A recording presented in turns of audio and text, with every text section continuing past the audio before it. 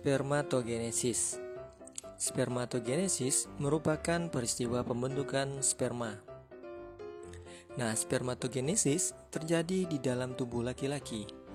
Ya, tepatnya pada tubulus testis.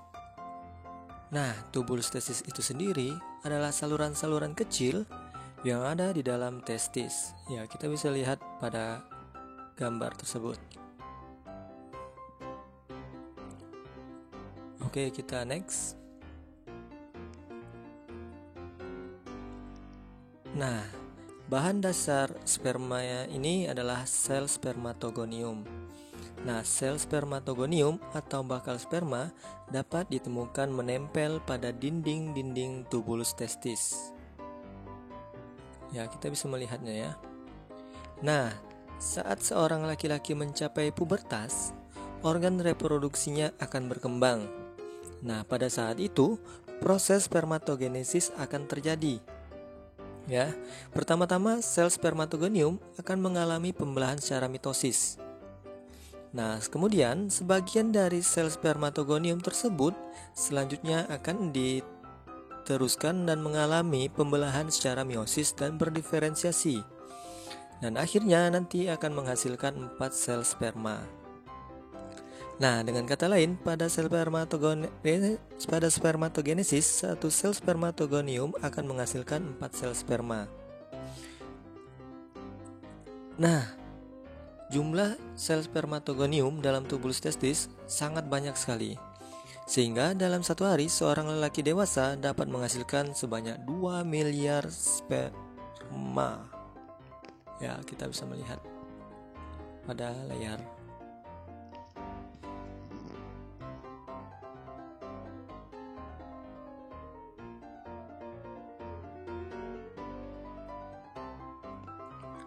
Oogenesis. Ya, pada oogenesis adalah peristiwa pembentukan ovum pada wanita ya. Peristiwa ini terjadi pada tubuh perempuan. Nah, berbeda dengan spermatogenesis, oogenesis ini sudah terjadi sejak seorang perempuan masih berada dalam bentuk janin. Nah ya, pada saat janin dilahirkan, proses oogenesis akan terhenti untuk sementara waktu.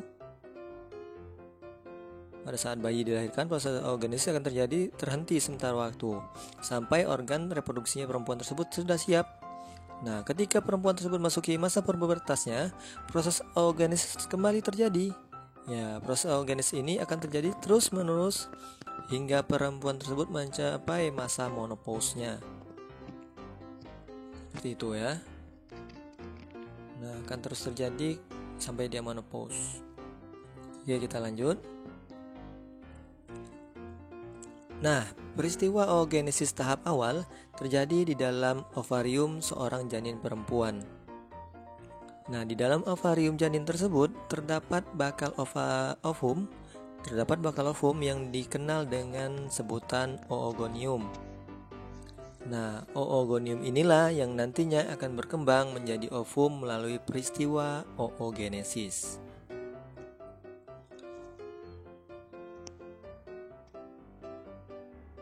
Nah, saat berbentuk janin, oogonium di dalam ovarium akan mengalami pembelahan. Ya, proses pembelahan ini adalah tahapan awal dalam proses oogenesis. Proses tersebut akan terhenti saat janin sudah menjadi bayi. Dengan kata lain, proses oogenesis akan terhenti. Ya, seperti itu. Dengan kata lain, proses oogenesisnya terhenti ketika dia waktu bayi, tapi hanya untuk sementara waktu. Nah, proses oogenesis belum akan terlanjut saat organ reproduksi seorang perempuan itu belum berkembang. Ya, pada masih kecil itu seperti itu, belum berkembang dia. Nah, tapi ketika saat perempuan itu sudah memasuki masa pubertasnya nanti, nah, organ reproduksinya sudah mulai sempurna bahkan dikatakan seperti itu ya.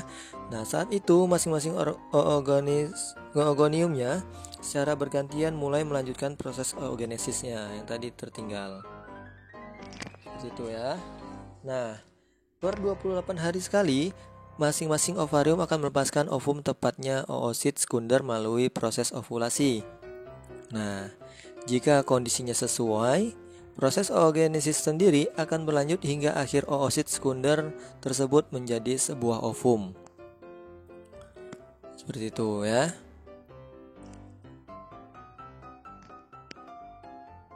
Nah, walaupun mirip proses oogenesis, tidak sama dengan proses spermatogenesis. Ya, kenapa demikian? Karena keseluruhan tahapan dari proses oogenesis ini berbeda. Dengan pembelahan spermatogonium, satu sel oogonium hanya akan menghasilkan satu sel ovum. Ya, satu sel ovum. Ya, seperti itu, lihat di tayangannya. Ya, walaupun mirip tapi jelas berbeda ya. Jadi satu sel oogonium hanya akan menghasilkan satu sel ovum. Nah, dari sini dia akan menghasilkan ada hasil sampingan dari oogenesis ini. Ya, dari hasil oogenesis ini dia memiliki hasil sampingan, itu seperti bulatan kecil tuh. Nah, itu ya. Yang bulatan kecil itu adalah hasil sampingannya. Nah, hasil sampingan ini yakni ada 3 buah itu ya. Kita bisa melihat pada screen itu ada 3 buah hasil sampingannya. Apa itu? Ya, hasil sampingan ini tidak dapat dibuahi. Nah, ini dikenal dengan sebutan badan polar atau badan kutub. Seperti itu ya. Nah, ovum selanjutnya akan berkembang menjadi individu baru. Nah, sementara badan polar akhirnya nanti akan mati. Nah, perbedaan lain antara spermatogenesis dengan oogonium yakni jumlahnya ya terbatas. Perbedaan lain dengan spermatogenesis, jumlah oogonium dalam ovarium ada batasnya. Nah, dalam hidupnya seorang wanita dewasa hanya akan menghasilkan 400 oosit sekunder saja. Nah, itu ya. Kurang lebih seperti itu tentang oogenesis. Nah, itu ya. Nah, jika ada yang mau bertanya boleh langsung di japri saja. Nah, itu ya. Seperti itu. Wassalamualaikum warahmatullahi wabarakatuh.